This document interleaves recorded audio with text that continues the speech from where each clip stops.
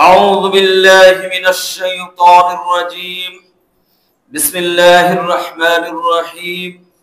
إن الله وملائكته يصلون على النبي يا أيها الذين آمنوا صلوا عليه وسلموا تسليما.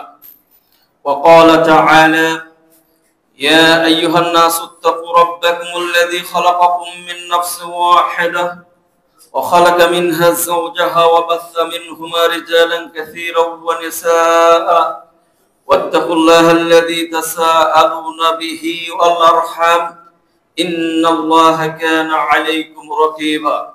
وقال تعالى يا أيها الذين آمنوا اتقوا الله حق تقاته ولا تموتن إلا وأنتم مسلمون. وقال تعالى ولا تسعر خدك للناس ولا تمش في الأرض مرحا إن الله لا يحب كل مختال فخور. আল্লাহ রাব্বুল আলামিনের দরবারে লাখ কোটি শুকরিয়া আদায় করি যে মহান আল্লাহ সুবহানাহু ওয়া তাআলা আজকে আমাদেরকে এক সপ্তাহ পরে জুমার নামাজ আদায়ের উদ্দেশ্যে পবিত্র মসজিদে উপস্থিত হওয়ার সুযোগ করে দিয়েছেন। এই জন্য আল্লাহ পাকের দরবারে শুকরিয়া জানাই। আমরা সকলে পড়ি আলহামদুলিল্লাহ। আলহামদুলিল্লাহ। লাখ কোটি দরুদ ও সালাম পেশ করছি বিশ্ব মানবতার মহান শিক্ষক বিশ্বনেতা সাইয়্যিদুল মুরসালিন রাহমাতাল লিল আলামিন মুহাম্মদুর রাসূলুল্লাহ সাল্লাল্লাহু আলাইহি ওয়াসাল্লামের উপরে। সম্মানিত উপস্থিতি, কোরআন কারীমের সূরা লুকমানের ছোট্ট একটা আয়াত তেলাওয়াত করেছি। এই আয়াতের ব্যাখ্যা এবং বিশ্লেষণ আমরা করব। এই আয়াতের মধ্যে ছোট্ট একটা শব্দ রয়েছে, বলা হয়েছে ওয়ালা তুসাইর খাদ্দাকা লিন-নাস, তোমরা মানুষকে অবজ্ঞা করে মুখ ফিরিয়ে রেখো না, তোমাদের মুখটা মানুষকে অবজ্ঞা করে অপরের দিকে ফিরিয়ে রেখো না। ওয়ালা তামশি ফিল আরদি মারহা, আর জমিনের উপরে দম্ভ অহংকারে তোমরা হেঁটো না।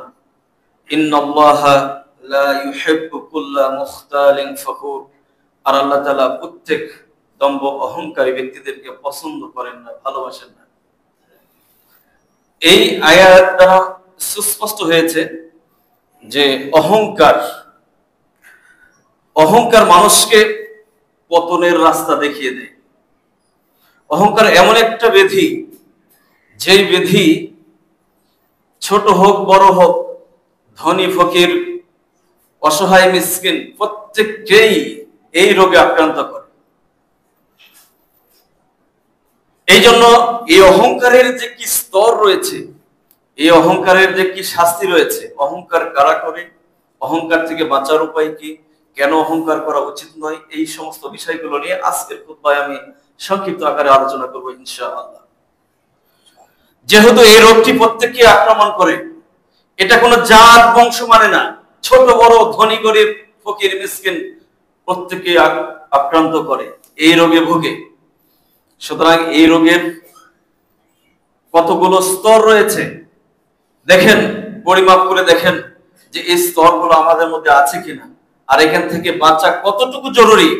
আর এই অহংকার নিয়ে যদি আমরা আমাদের জীবনটা অতিবাহিত করি, আমাদের অবস্থানটা কি হবে, এই বিষয়টা নিয়ে যদি আমি আজকে আলোচনা করি, আপনারা বুঝতে পারেন, স্পষ্ট হবে।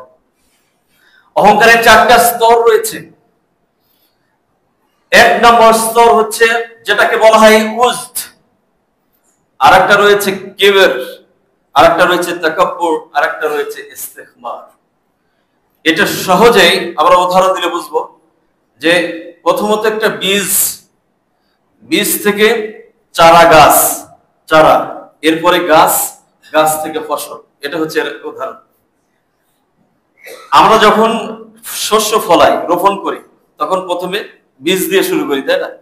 বীজ জমিনে রোপণ করলে সেখান থেকে চারা জাগায়, চারা থেকে গাছে রূপান্তরিত হয়ে যায়, সেখান থেকে শাখা পোশাখা পত্র ফলক এবং সেখান থেকে ফলমূল আমরা আহরণ করি। অহংকারের উদাহরণটা ঠিক তেমনই। বলা হয়েছে উজদ হচ্ছে যেই অহংকারটা অন্তরের মধ্যে লুকায়িত রয়েছে, আপনি মুখে প্রকাশ করেন নাই, মনের মধ্যে শুধুমাত্র জল্পনা করেছেন যে আমি অন্যের চেয়ে জ্ঞানী, আমি এত পড়াশোনা করলাম, এত সম্পদের মালিক, এত কিছু অর্জন করলাম কিন্তু মানুষ আমাকে মূল্যায়ন করে না, আমাকে সম্মান করে না, এটা মনের মধ্যে আপনি জল্পনা